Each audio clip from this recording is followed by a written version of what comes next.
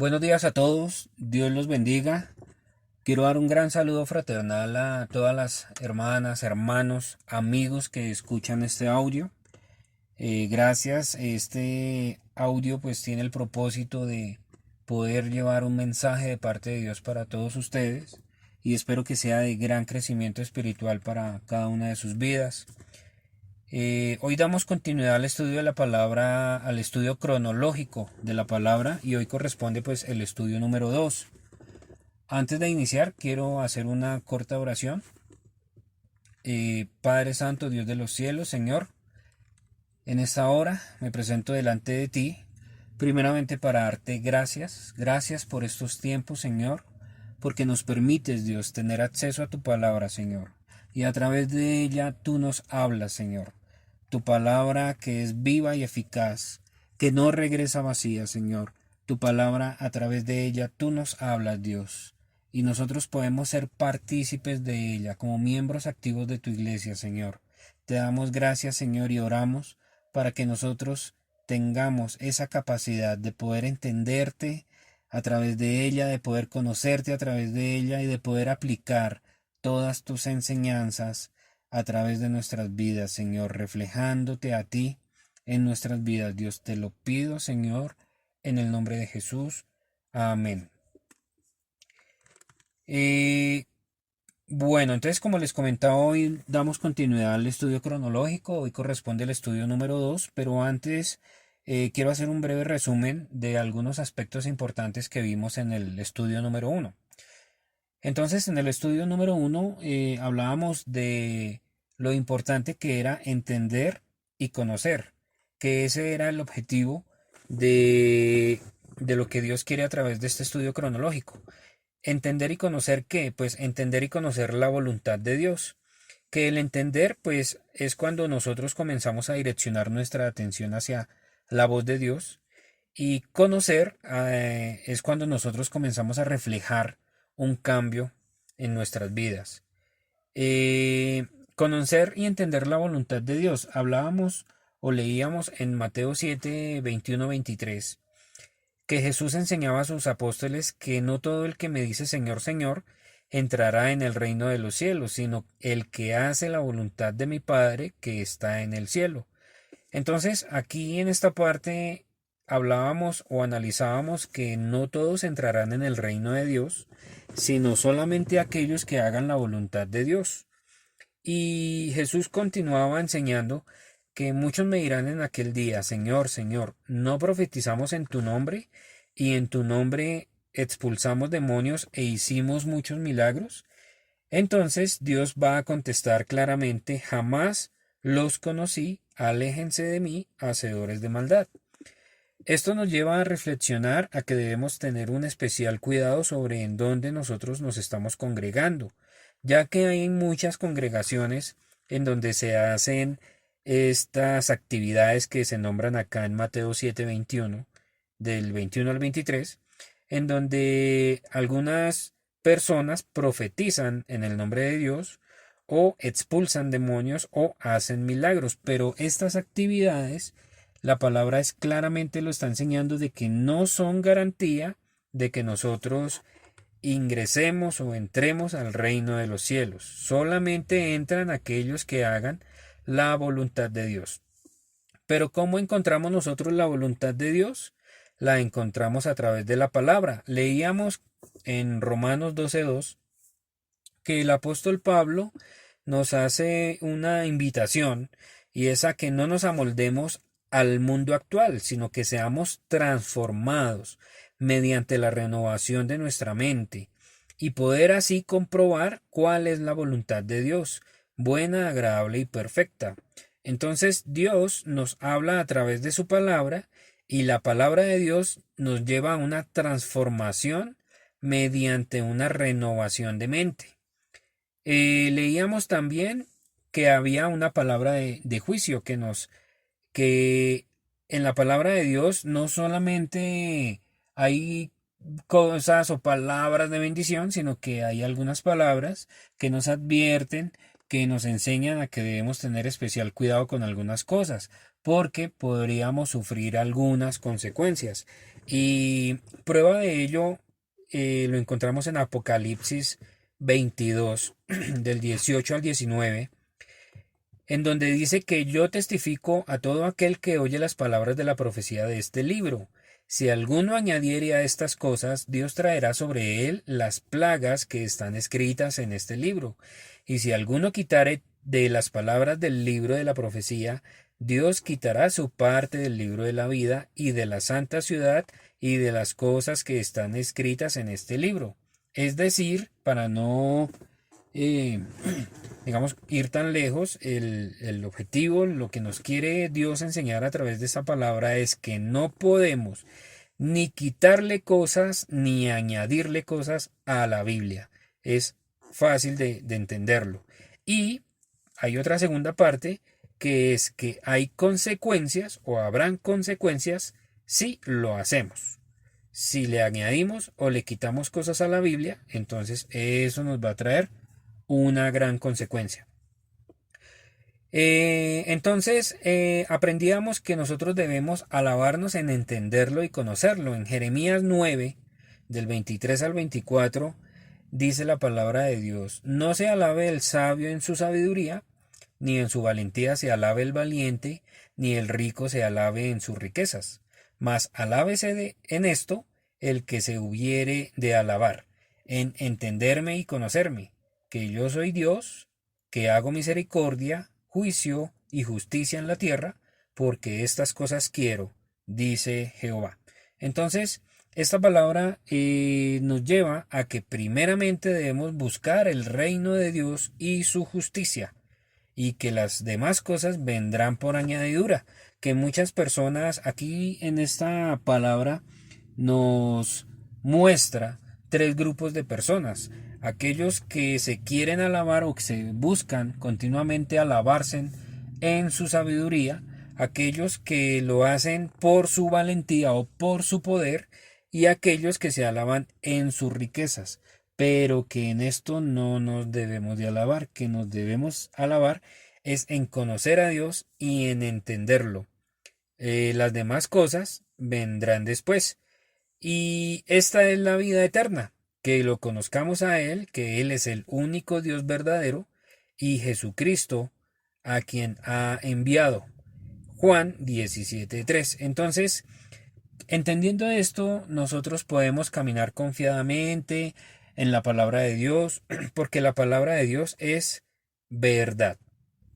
Otra cosa que veíamos el audio anterior era acerca de algunas enseñanzas de Jesús, y específicamente hablábamos de la parábola del sembrador. En la parábola del sembrador veíamos que hay un sembrador que es representado, o digamos el sembrador es representado en todo aquel que proclama el Evangelio, que había una semilla que hacía referencia a la palabra de Dios, que había un campo y que el campo está representado por, o es la figura, digamos, de todo el mundo de los oyentes, y que habían unos terrenos, que habían unos terrenos que no daban fruto, pero que había uno que daba bastante fruto. Y nosotros, todos nosotros, somos uno de estos terrenos. También hablamos de algunos aspectos importantes del estudio cronológico, que el objetivo, digamos, principal del estudio cronológico es que podamos entender y conocer la palabra de Dios desde el comienzo, porque muchas veces se nos ha enseñado que podemos comenzar a leer desde la mitad, desde el Nuevo Testamento, desde Salmos. Bueno, hay muchas formas, maneras que se nos ha enseñado, pero vamos a aprender a conocer la palabra de Dios desde el comienzo. También veíamos que el objetivo de esto era entender que no eran historias divididas, que la Biblia no son historias divididas, sino que la Biblia es una sola historia con varios sucesos. Eh, que es importante que nosotros nos hagamos un panorama bíblico, porque es muy difícil con partecitas pequeñas hacernos un panorama. Entonces, primeramente debemos hacernos un panorama bíblico, y de esta forma también se nos facilita para que nosotros nos hagamos un contexto de cada vez que nosotros tengamos o escuchemos o leamos una palabra, poderlo hacer digamos, hacer un contexto de esa palabra, es decir, entender de dónde viene, quién la dijo, por qué está allí escrita esa palabra y de esa forma poderle dar una adecuada, una apropiada interpretación a lo que Dios nos quiere hablar a través de esa palabra. Y que la Biblia en general está en orden, no está en desorden. Es por eso que es necesario que nosotros entendamos y que estudiemos o hagamos este estudio cronológico. Esto, digamos, es la importancia de todo el estudio cronológico, todos estos aspectos que les acabo de nombrar y, pues, de una u otra forma son aspectos que hacen la diferencia en otras formas de enseñar o en la forma que muy seguramente veníamos aprendiendo. Hablábamos también de algunos datos, de algunas cifras que tenía la Biblia y conociéndola un poquito desde el punto de vista de forma, no de fondo, sino de forma.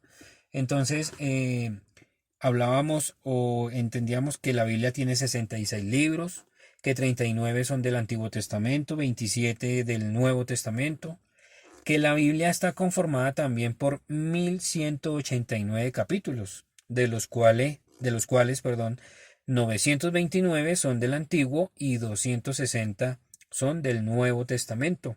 Hablábamos de que había un versículo muy corto que era el de Juan 11:35, que es donde dice Jesús lloró. Y había un versículo también muy largo, era el más largo, que es el de Esther 8:9. El Salmo 117, pues decíamos que era el capítulo más corto, que solamente estaba compuesto por dos versículos. Y el Salmo 119, pues es, digamos, catalogado como el capítulo más largo y que está compuesto por 176 versículos. Eran algunos datos, algunas cifras. Hoy quiero traerle un dato más de esta forma de ver la Biblia, pues desde ese punto de vista de forma. Y es que durante un periodo de aproximadamente 1600 años, fueron 40 hombres los que escribieron los libros de la Biblia, los libros que componen la Biblia. Entonces fueron aproximadamente 40 hombres. Estos hombres escribieron la Biblia porque fueron, digamos, como divinamente o de parte de Dios inspirados. Es decir, que el Espíritu Santo dejó en la mente de estos autores pensamientos digamos, de lo que Dios quería que ellos escribieran. Y estos hombres, pues algunos de ellos eran reyes, eran campesinos, eran poetas, comerciantes, militares, tenían varios cargos, inclusive algunos eran líderes religiosos, no todos. Y digamos también tenían o sí, pertenecían digamos a diferentes niveles de clase social de diversas ciudades y también tenían digamos como diversos intereses. Em, Algo muy importante también que es bueno conocer y es las lenguas originales en las cuales se ha escrito la Biblia. Y cuando hablamos de esto es importante conocer que básicamente son tres lenguas las lenguas originales en las cuales se ha escrito la Biblia. La primera de ellas es el hebreo. El hebreo, digamos que casi todo el Antiguo Testamento fue escrito por esta lengua, en la lengua hebreo, y esta lengua hebreo era la lengua oficial o era la lengua propia del pueblo de Israel. La otra lengua importante y original por la cual se escribió la Biblia era el arameo. El arameo, digamos, pues en algunos capítulos del Antiguo Testamento, pues se escribieron en arameo. Esta lengua era, digamos, en Israel a partir del siglo cuarto antes de Cristo, fue la que vino a suplantar, digámoslo así, la lengua hebrea. Entonces ya después quedó fue el arameo. Y Jesús hablaba el dialecto arameo. Entonces tenemos el hebreo y tenemos el arameo, digamos que fue las dos lenguas originales que marcan lo que es el Antiguo Testamento. Y también tenemos una tercera lengua que es el griego. Y aquí pues vemos su participación mayormente en los libros del Nuevo Testamento, menos en el Evangelio de San Mateo, porque en el Evangelio de San Mateo este evangelio fue escrito en arameo. Cuando hablamos del griego, es muy importante también conocer que el griego que digamos, se hablaba o se escribió, esa lengua original del griego era el griego koiné. Y el griego koiné pues hace referencia, digamos, al griego popular o sí, digamos, al griego que se hablaba popularmente o era de como un dialecto popular, era el griego koiné. Alcanzamos a ver también sobre Colosenses 1:16 y en donde veíamos que Dios creó lo material y lo inmaterial. Acá pues prácticamente damos inicio como tal al estudio porque podríamos decir, bueno, vamos a comenzar desde el comienzo y nosotros cada vez que pensamos que el comienzo de todo es pues Génesis 1:1. Y bueno, sí, pues ese sería como el comienzo de la escritura como tal. Pero en Colosenses 1:16 dice así, dice, por medio de él, Dios creó todo lo que hay en el cielo y en la tierra, lo que puede verse y lo que no se puede ver, y también los espíritus poderosos que tienen dominio y autoridad. En pocas palabras, Dios creó todo por medio de Cristo y para Cristo. Entonces hay aquí algo muy importante y es que, o dos cosas bastante importantes. La primera es que Dios creó lo que se puede ver y lo que no se puede ver. Y lo segundo importante es que Dios también creó los espíritus poderosos que tienen dominio y autoridad. Y aquí comenzamos a encontrar algo muy importante que, digamos, existía ya antes de la creación. Vamos a ver en Génesis 1, del 1 al 2, dice así, Dios en el principio creó los cielos y la tierra.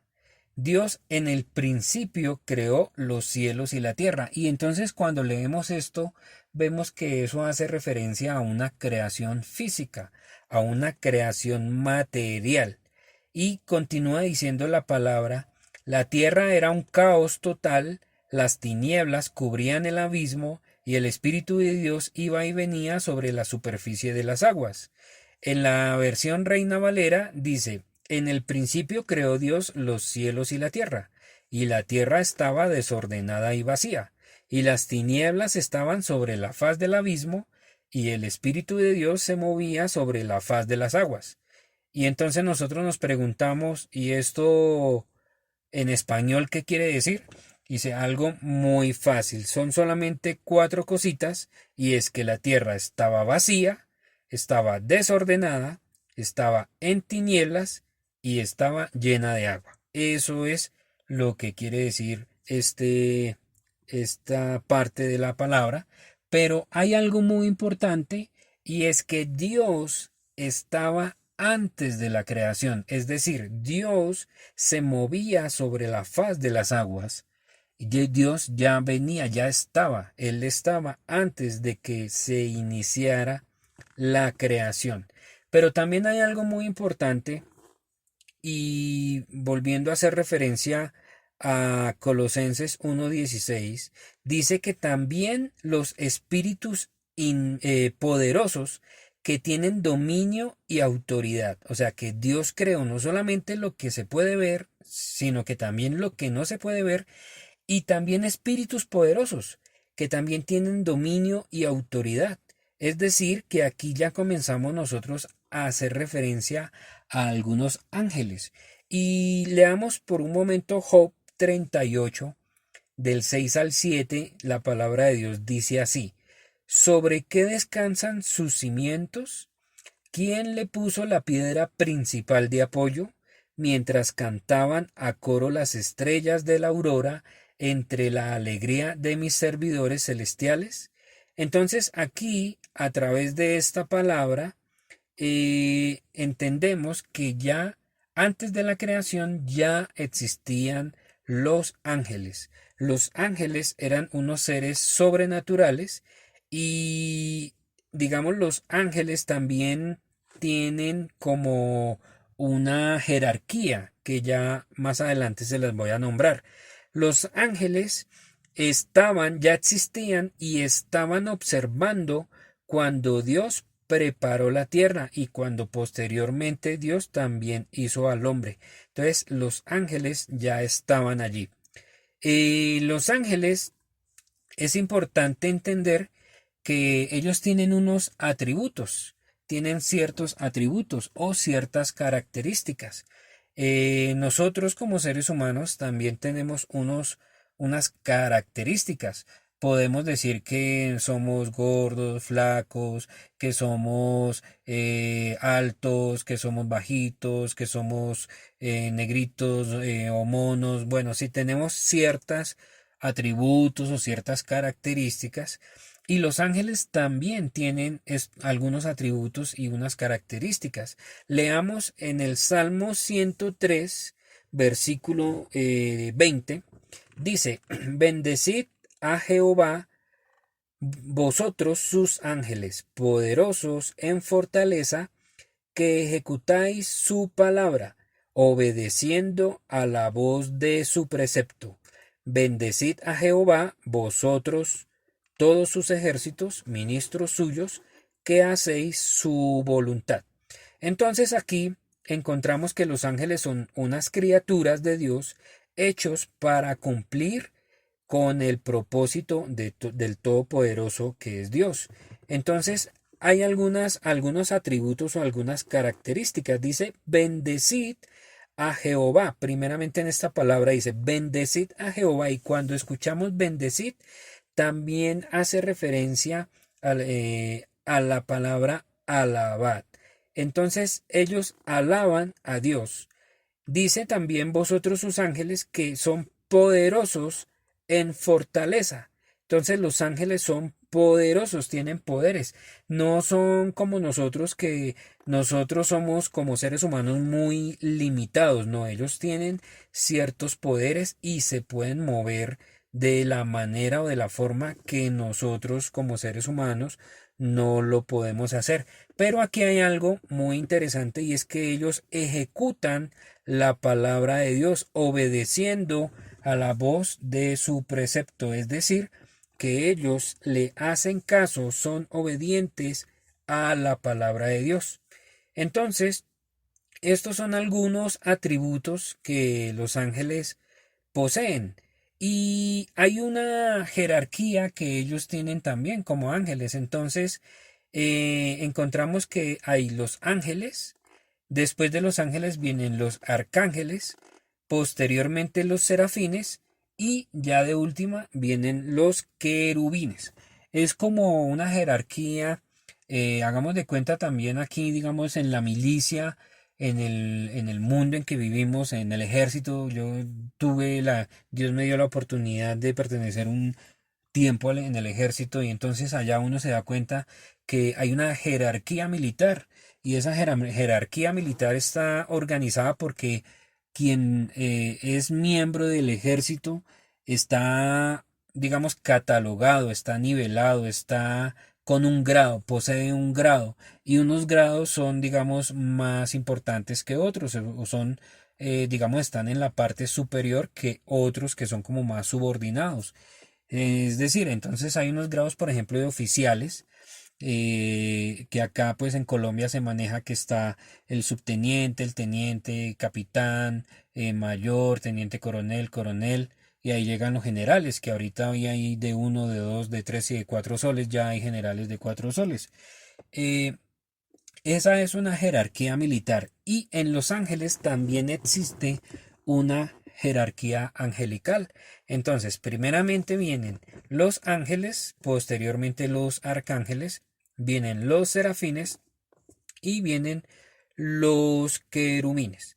Entonces, digamos que los querubines eran como los más importantes, ¿no? Y el querubín, pues digamos, era el del nivel más alto. Entonces, aquí comenzamos a ver, quiero que leamos un momento Ezequiel 28 del 14 a 17 y dice, tú, querubín grande protector, yo te puse en el santo monte de Dios. Allí estuviste, en medio de las piedras de fuego te paseabas. Perfecto eras en todos tus caminos desde el día que fuiste creado hasta que se halló en ti maldad. Entonces, aquí a través de esta palabra comenzamos a mirar en dónde se originó el pecado, porque cuando nosotros hablamos de pecado, eh, pensamos que fue en el momento en que Adán, que fue, digamos, los primeros humanos que hubieron hubo en la tierra, representados digamos, en Adán, que es lo que significa, cuando Adán y Eva tomaron del fruto prohibido, decimos que de pronto ahí fue como el primer pecado, pero resulta que no. Resulta que anteriormente a esto ya se venía maquinando una maldad, ya se venía maquinando cómo iba a ser este pecado. Habían unas malas intenciones de un ser que era un querubín, es lo que nos quiere enseñar Dios a través de esta palabra de Ezequiel 28 del 14 a 17. Entonces, la Biblia ya presentaba a un querubín protector y este querubín era llamado lucero. Eh, en Isaías 14, del 12 al 14, dice, como caíste del cielo, oh lucero, hijo de la mañana, cortado fuiste por tierra tú que debilitabas a las naciones, tú que decías en tu corazón, subiré al cielo en lo alto, junto a las estrellas de Dios, levantaré mi trono y en el monte del testimonio me sentaré. Y a los lados del monte, sobre las alturas de las nubes, subiré y seré semejante al Altísimo. Entonces, aquí vemos en Isaías 14 que este ángel se llamaba Lucero, pero que este ángel maquinaba algo y era que él quería ser semejante y quería estar en la misma posición de Dios, pero Dios es el creador de los ángeles. Entonces Dios está en la parte superior y nosotros, ni nadie, ni nada puede ser semejante al poder de Dios. Entonces hubo una caída por la maldad de este querubín por querer igualarse a Dios. Entonces aquí vemos claramente que hay una distinción entre, digamos, Satanás y los ángeles. Entonces, cuando comenzamos a leer, encontramos que la palabra diablo y la palabra demonio en la Biblia no son como sinónimos, ya que la palabra diablo la encontramos en singular y la palabra demonio siempre, por lo general, lo vamos a encontrar en plural.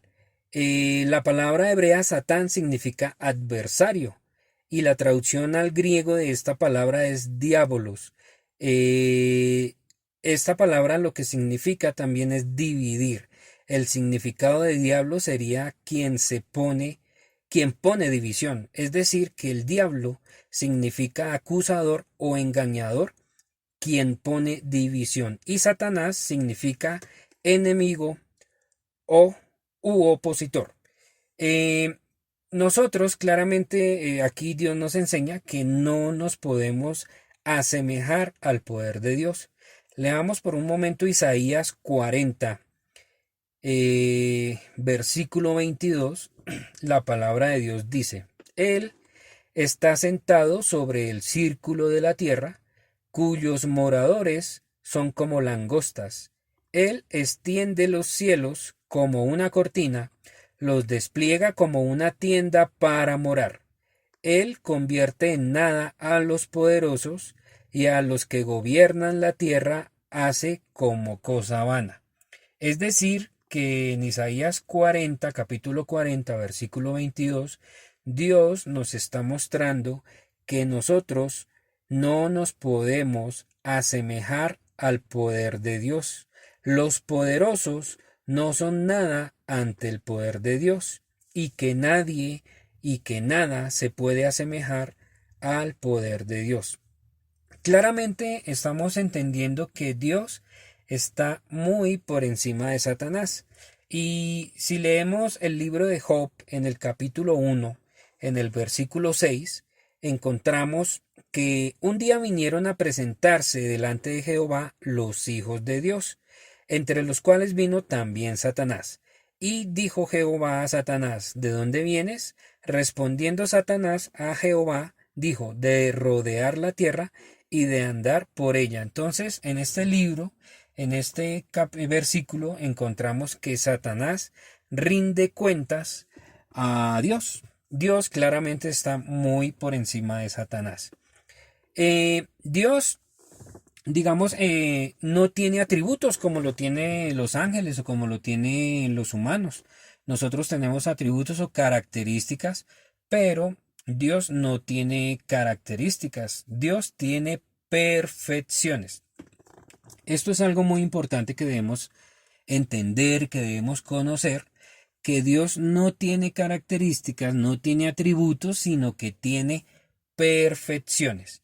Y en Romanos 1, capítulo 1, versículo 20, dice: porque desde la creación del mundo, las cualidades invisibles de Dios, es decir, su eterno poder y su naturaleza divina, se perciben claramente a través de lo que Él creó, de modo que nadie tiene excusa.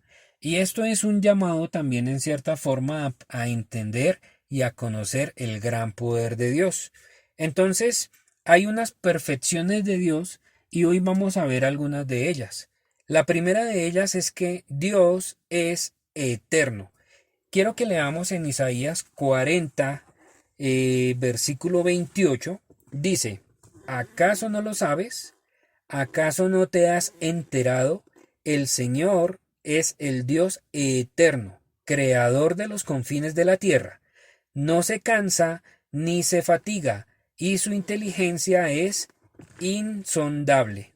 Aquí algunas personas lo catalogan como que Dios es la causa incausada. Es decir, todo existe por medio de lo que Dios hizo, y a Dios nadie lo hizo. Él existe desde siempre y para siempre. Entonces entendemos que Dios es eterno. Dios tiene al ser y es ser también en esencia, sin posibilidad de no ser. Cristo se definió a sí mismo cuando dijo: yo soy el que soy, o yo soy el que es. El que es me envió a vosotros. Entonces, aquí lo que primeramente queremos entender es que Dios es eterno. Otra perfección de Dios es que Dios es santo.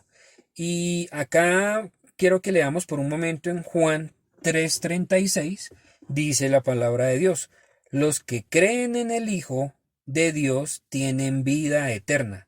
Los que no obedecen al Hijo nunca tendrán vida eterna, sino que permanecen bajo la ira del juicio de Dios.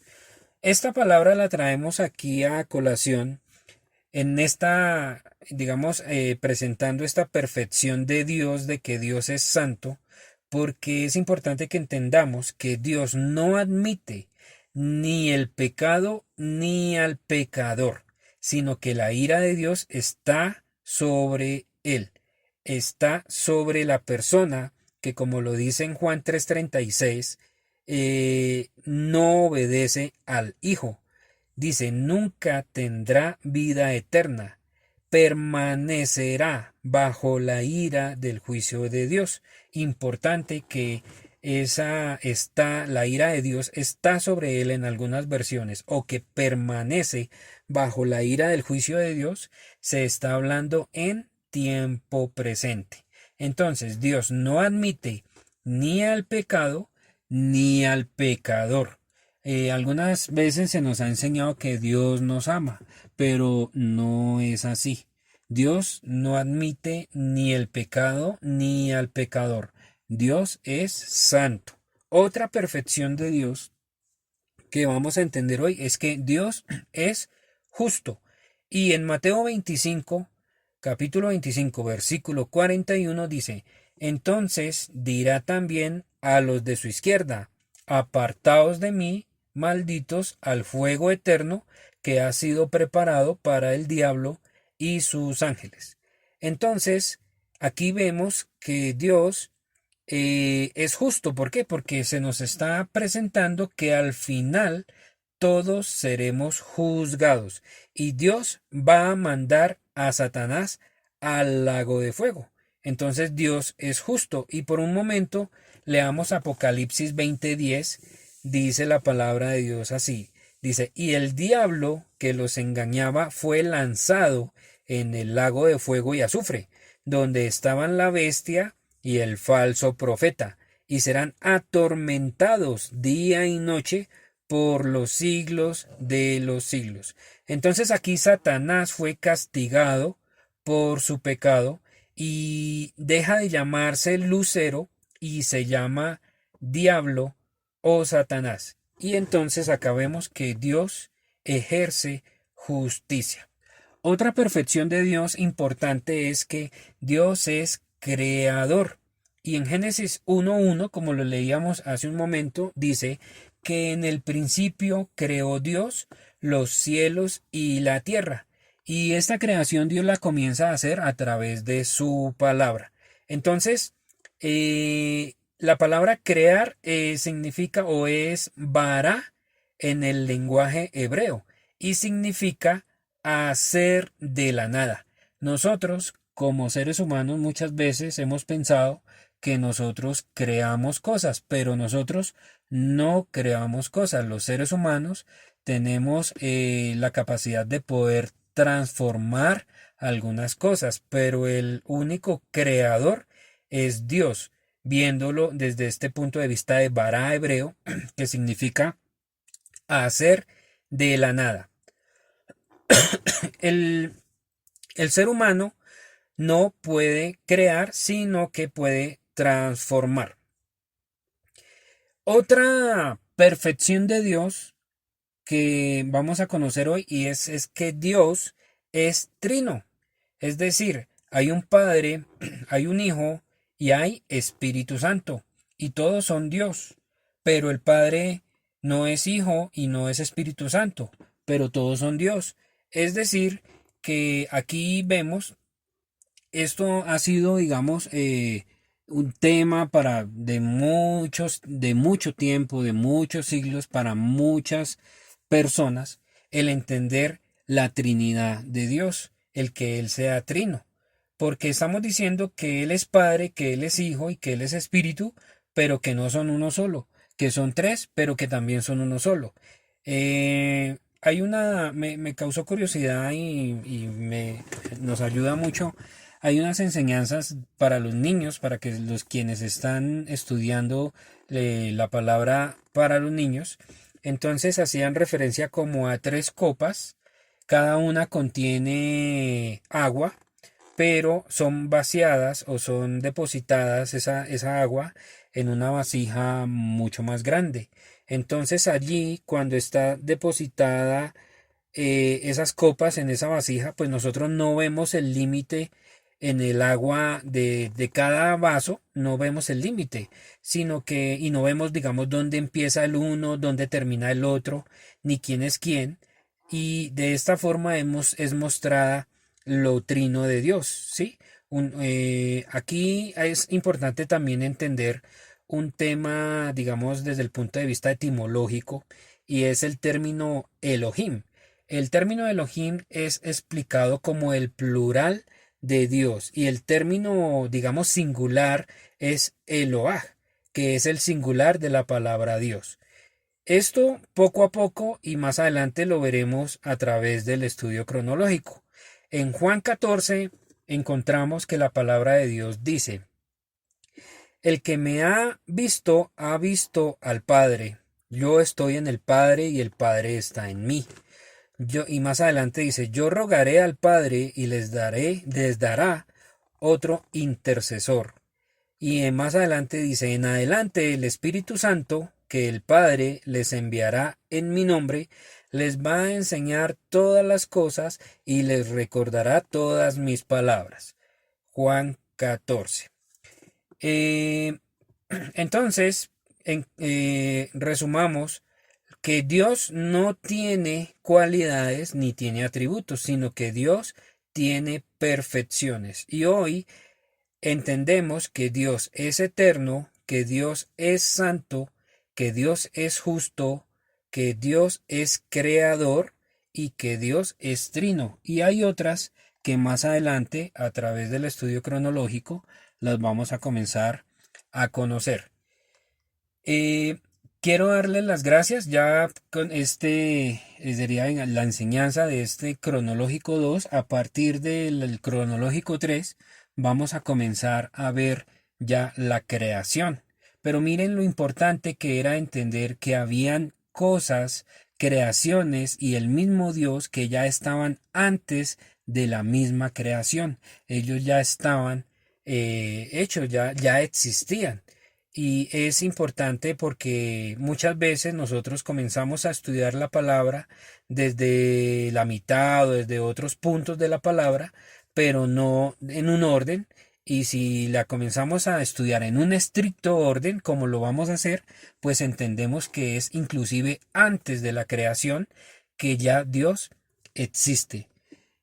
Quiero darle las gracias. Quiero también orar para finalizar este estudio de hoy. Padre Santo, Dios de los cielos, Señor, te doy gracias. Gracias por este tiempo y gracias por estas enseñanzas que hoy tú nos das, Dios. Permite, Señor, que nosotros podamos tener ese oído sensible, Señor, a tu voz, a tu llamado, Dios, a tu espíritu, Padre.